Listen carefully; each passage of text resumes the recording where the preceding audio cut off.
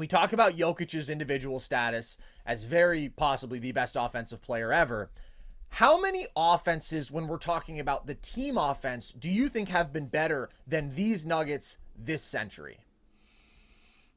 I would say the 2017 to 2019 Warriors simply because of talent. Yes. I think when you're looking at, I mean, I don't even really care who the big man is, dude. KD, Steph, Clay, Draymond as a connector. Yeah. That I don't think I could ever put. I don't know if I'd ever put anybody above that collection of talent, man. It's probably the best offense ever. Yeah. I mean, but outside of them, and even including that version of the Warriors team, I don't know if I've ever seen a team that makes clutch offense just look so effortless and so easy. They're consistently over a 120 offensive rating in the regular season and the playoffs and the clutch at full health. And I think that's just a testament to the abilities of Nikola Jokic. Ironically, the first two segments of Nerd Sesh here today, classic tropes of Nerd Sesh. One, hating on Julius Randle, and then segment two, praising Nikola Jokic. Stick to the brand, bro. Stick to the brand. So on brand. If you've been with us for a while, Carson was, I want to say 2 or 3 years ahead of the curve with Jokic might be the greatest offensive big man. First of all, if I can just make a couple clear statements. There was no might. There was no might. No, it was you over were 3 years early. ago. Just celebrated the 3-year anniversary about a month ago of me saying Jokic was the best offensive big ever. And they called me a madman. And I do want to address that real quick because I just saw somebody tweet out after I did my video on how Jokic might be the best offensive player ever, saying, Nerds, that's just this video. I agree, of course, but it's funny to see a lot of people hopping on the bandwagon. No, my friend. No. You do not lump me into that crew. You do not lump me in, my friend. This has been my thing for a long time. Carson pioneered the Jokic offensive brilliance. It's become consensus now, but you were definitely ahead of the time. And thanks, again, man. so I don't want to beat a dead horse here when we were praising Nikola Jokic, but that really is the argument that we're having. Yeah. How many guys disturbed if you beat a dead horse in front of him? How many guys amplify their teammates quite like him? He's got the unstoppable post scoring, all the counters. And so I think you just have to look at teams relative to their era, and the only team that comes to even the forefront of my mind that's comparable, Carson, is the mid-2000s Suns and how they were able to optimize offense with Steve Nash, with Amari Stoudemire. And again, I mean, I'm just taking the Nuggets, and the difference is, right, the Suns could run you to death, right? They could run it up. They could have these crazy runs. Denver's unique in the sense that it really doesn't matter where they're in the shot clock or whatever. I mean, at any point, like, they can just slow it down and they can go to their pace and they can kill you. And all the different deliberate actions, if it's a dribble handoff to Jamal, if it's an inverted pick and roll with Nikola Jokic, like, I've just never seen a team that has so many actions that are just unstoppable. And it all does come back to Nikola Jokic. Like, I've never seen a guy like him that just makes it go, man.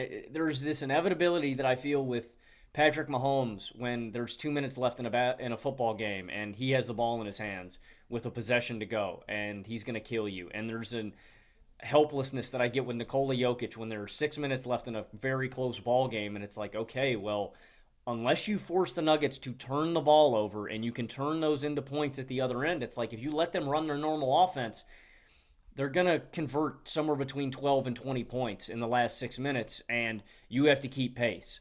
I've never seen a team like that. Again, outside of the 2017, 2019 Warriors that just effortlessly can fill it up. I think outside of them, man, I think the Nuggets are too. And I don't know, man. Is there anybody I'm leaving off? Like, there's so many grimy offenses in the early 2000s. Like, I guess maybe, I don't know, like the LeBron at the peak of his powers with those Cavs teams just because it's freaking LeBron. But again, even them, I'm taking the Nuggets. Like, even that's a more labored version of offense. And what I mean by that is it's LeBron running high-volume pick and roll at the top of the key, and he's hoping that a shooter knocks down a shot. Well, one, the surrounding shooters here in Denver are just point-blank period better than the caliber of shooters that they had.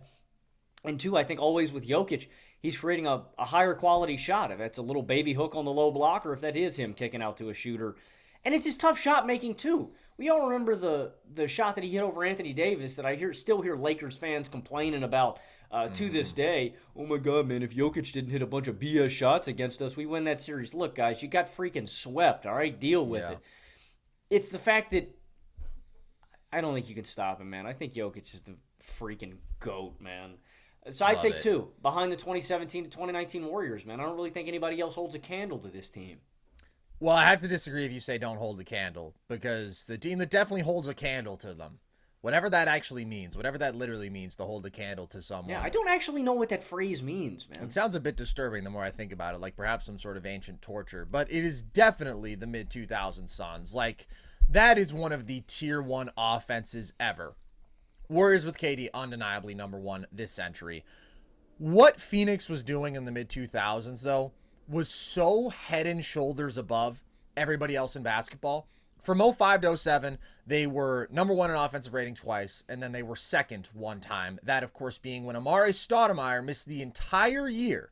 Without Amare, they were the number 2 offense in basketball, and still the number 1 postseason offense in basketball. And they led 3 straight postseasons in offensive rating. In 2005, in the playoffs, Logan, they were 5.5 points better than second place in offensive rating.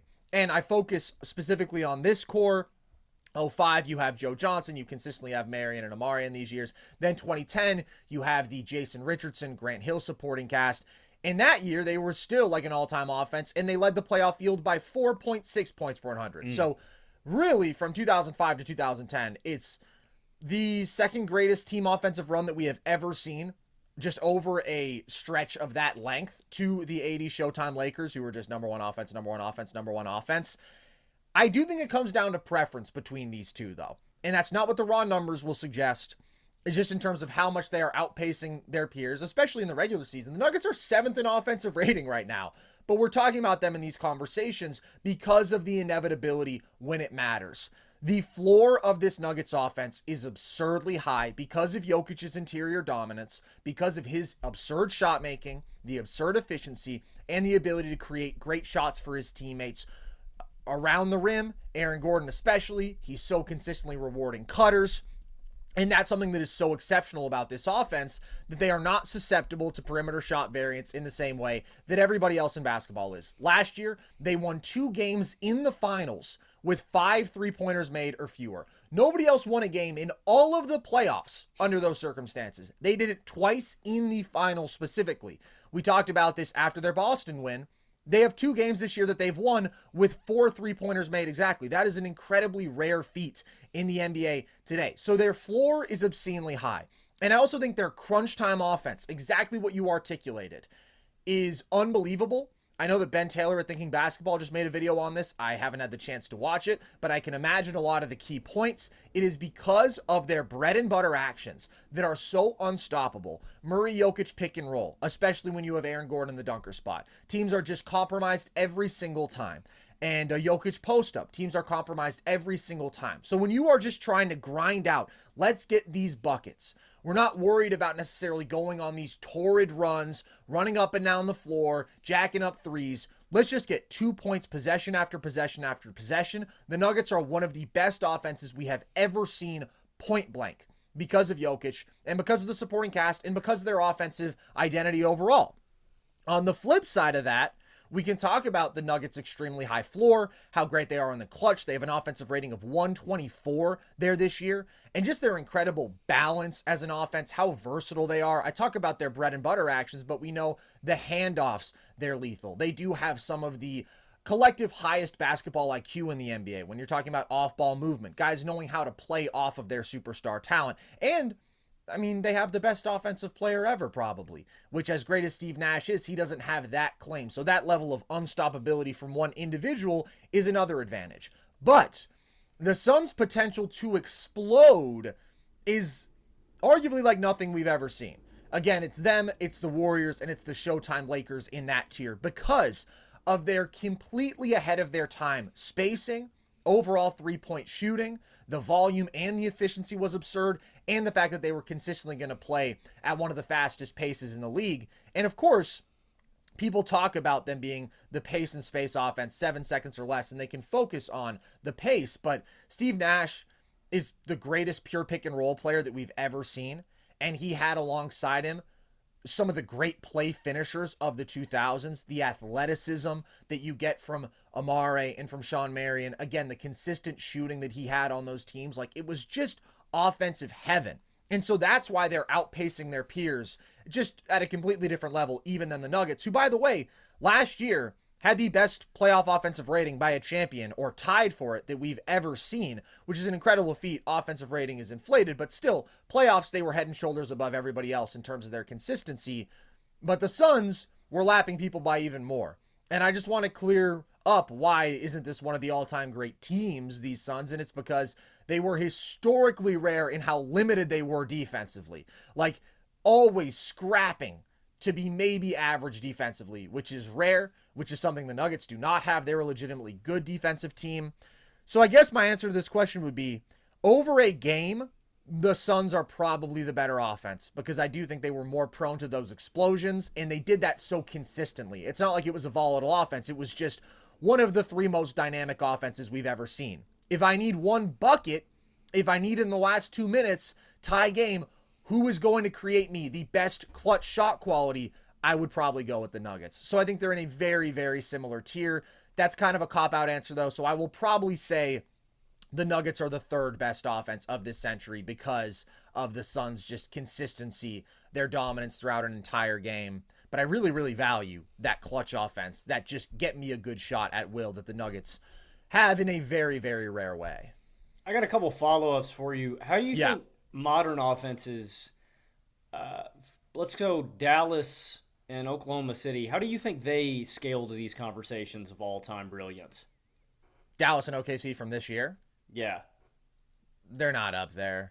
I mean, those are two really good offenses, two very unique offenses, especially when you think about what OKC is able to do with the spacing, the variety of ball handlers, the skill that you have from a big like Chet, the combination of change in pace and downhill force from J-Dub and Shea with this incredible shot making, but it's just not at the level of these all-time great offenses because you have to judge everybody, just like we talk about with players, within the context of their era. And offenses overall are just better because we talk about, oh my God, the Suns are so ahead of their time. They're making 10 threes a game.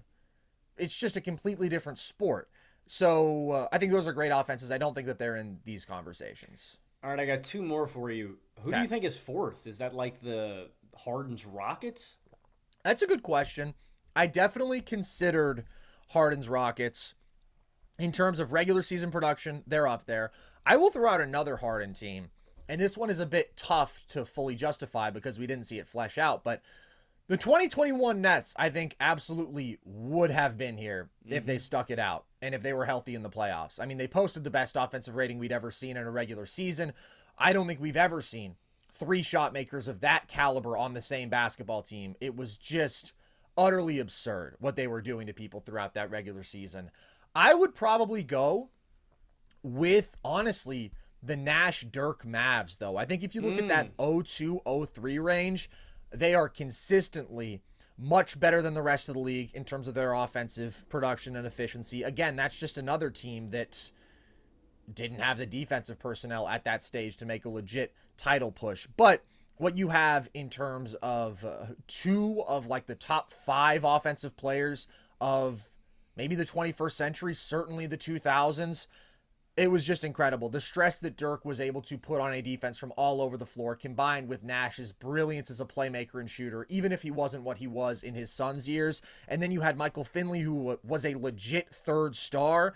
Like, those teams were a problem. And I also think the 2001 Lakers, I mean, the physical unstoppability of Shaq, what that did to improve the shot quality for all of his teammates with now that version of Kobe, that legit superstar Kobe, especially once you're into like 2001, they were consistent, like the best offense, regular season and postseason. So those would probably be the next couple off to me.